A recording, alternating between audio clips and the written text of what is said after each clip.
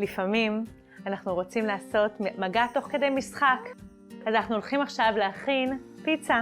אנחנו מתחילים עם לישה של הבצק, ממש לשים את הגוף שלנו, את הבצק, לשים את הפיצה, כן. לשים, גם את הידיים. אנחנו קצת מרדדים. וגם את הידיים. נפתח את הבצק.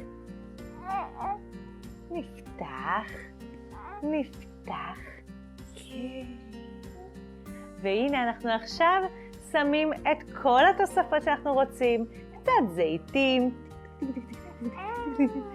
קצת פטריות,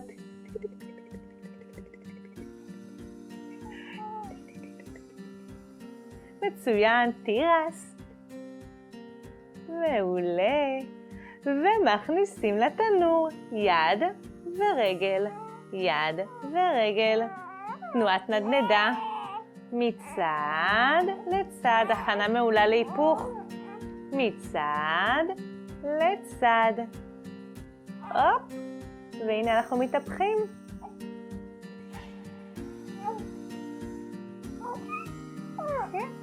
הופה, מצוין.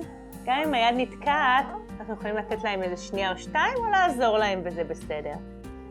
והנה הפיצה שלנו ממש מוכנה. בתיאבון.